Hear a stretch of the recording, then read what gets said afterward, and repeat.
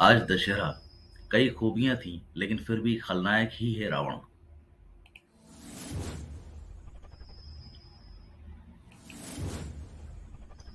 आज दशहरा है। ये पर्व है रावण पर भगवान राम की विजय का।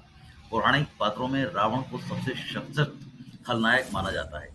एक तबका वो भी है जो रावण को नायक की तरह देखता है, लेकिन हकीकत ये है कि रावण में कई खूबियां भले ही थीं, मगर उसका मूल स्वभाव राक्षसों वाला ही था। रावण ने अच्छे काम भी किए थे। उसके कुछ सपने भी थे जो वो पूरा करना चाहता था, लेकिन वास्तव में रावण बुरा ही था, इसलिए उसका अंत हुआ।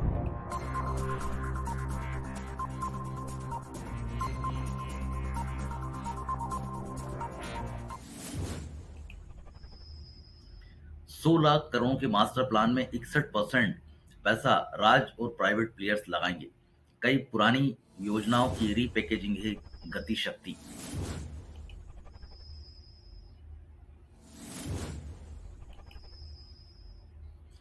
पीएम गति शक्ति नेशनल मास्टर प्लान लॉन्च हो गया है। 100 लाख करोड़ रुपए की ये योजनाएं कई पुरानी योजनाओं की रीपैकेजिंग है। योजना की लागत का 61% पैसा राज्य सरकारों और प्राइवेट प्लेयर से लिया जाएगा। प्रधानमंत्री पिछले 3 साल से हर स्वतंत्रता दिवस पर इस योजना को शुरू करने का ऐलान कर रहे थे।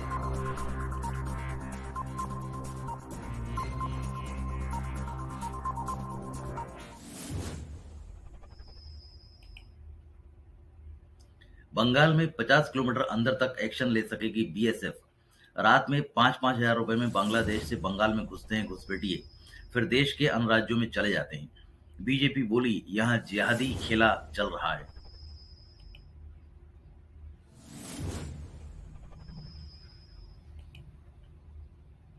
केंद्र सरकार ने सीमा सुरक्षा बल यानी बीएसएफ का अधिकार क्षेत्र बढ़ा दिया है। अब बीएसएफ पाकिस्तान और बांग्लादेश से लगी अंतर्राष्ट्रीय सीमा पर भारतीय क्षेत्र के अंदर 50 किलोमीटर तक तलाशी अभियान चला सकेगी। इस नए बदलाव में पश्चिम बंगाल भी आ रहा है। यहाँ अभी तक बीएसएफ बॉर्डर से 15 किलोमीटर अंदर तक ऑपरेशन कर सकती थी, लेकिन अब 50।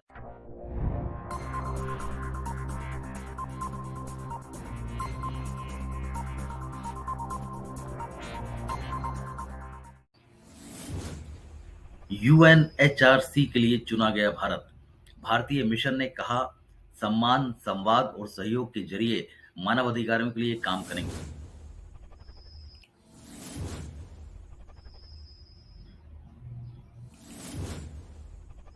भारत को छठी बार संयुक्त राष्ट्र मानवाधिकार परिषद यानी यूएनएचआरसी की सदस्यता के लिए चुना गया है। भारत का कार्यकाल 2022 में शुरू होगा। भारत का चुनाव गुप्त मतदान के जरिए हुआ और इसमें भारत ने भारी बहुमत हासिल किया। इसके बाद संयुक्त राष्ट्र में भारतीय मिशन ने सम्मान, संवाद और सहयोग के जरिए मानवाधिकारियों के प्रचार और संरक्षण के लिए काम करते रहने की बात कही।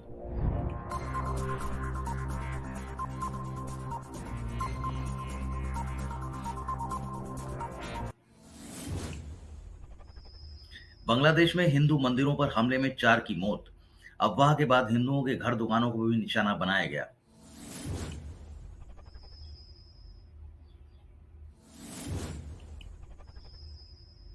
बांग्लादेश में हिंदू मंदिरों पर हुए हमलों के बाद 22 जिलों में बॉर्डर गार्ड के जवान तैनात कर दिए गए हैं। इन हमलों में 4 लोगों की मौत हुई, जबकि दर्जनों लोग घायल हुए हैं। सोशल मीडिया पर कुरान के अपमान की अफवाह के बाद हिंदुओं के घरों और दुकानों को भी निशाना बनाया गया। देश में कई जगह हिंसक घटनाओं के बाद मोबाइल इंटरनेट बंद कर दिया गया है।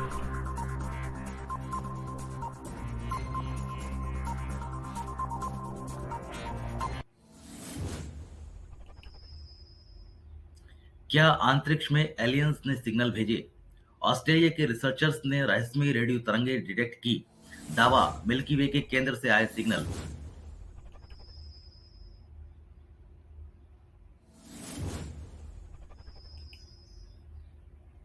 ऑस्ट्रेलिया की द यूनिवर्सिटी ऑफ सिडनी के रिसर्चर के दावे ने एक नई बहस छेड़ दी है। एस्ट्रोफिजिकल रिसर्च जर्नल में एस्ट्रोनॉमर्स की एक अंतर्राष्ट्रीय टीम की रिसर्च प्रकाशित हुई है। इसमें कहा गया है कि आकाशगंगा के केंद्र से इस साल जनवरी में रहस्यमयी रेडियो तरंगें डिटेक्ट की गई हैं। पहचानी गई रेडियो तरंगें बिल्कुल नई हैं।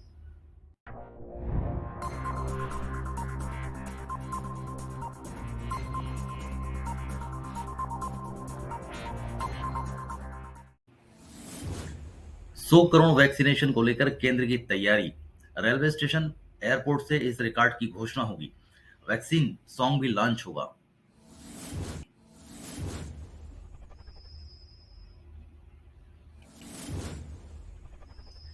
देश में कोरोना महामारी के खिलाफ वैक्सीनेशन का आंकड़ा अगले कुछ दिनों में 100 करोड़ को पार करने वाला है। कोविन ऐप पर आजकल में 100 करोड़ डोज पूरा होने की लेकर उल्टी गिनती दिखने लगेगी। भारत सरकार इस खास मौके पर बड़े कार्यक्रम करने की तैयारी कर रही है।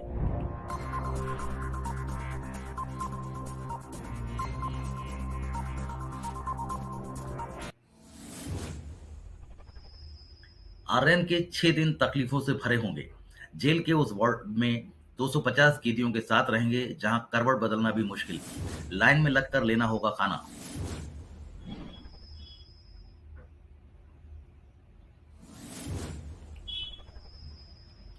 क्रूज ड्रग्स पार्टी केस में आरोपी आर्यन खान फिलहाल 20 अक्टूबर तक मुंबई की आर्थर रोड जेल में रहेंगे। मुंबई की स्पेशल एनडीपीएस कोर्ट ने गुरुवार को इस फैसले की सुनवाई के बाद अपना फैसला सुरक्षित रख लिया। आर्यन आर्थर रोड जेल में कैदी नंबर N956 बनाए गए हैं।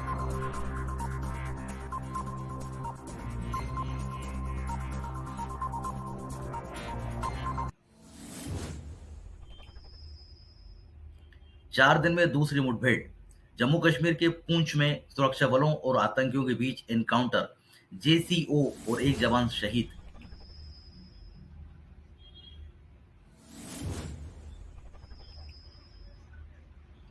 जम्मू कश्मीर में सोमवार के बाद गुरुवार को आतंकियों और सुरक्षा बलों के बीच मुठभेड़ हुई। इसमें एक जूनियर ऑफिसर और एक जवान शहीद हो गया। यह एनकाउंटर जम्मू राजौरी पूंछ नेशनल हाईवे के करीब भीमबर गली इलाके में हुआ। यहाँ भाटा घुरियत गांव है और इसी गांव में सर्च ऑपरेशन चला रहे सैन्य दस्ते पर आतंकियों ने फायरिंग की।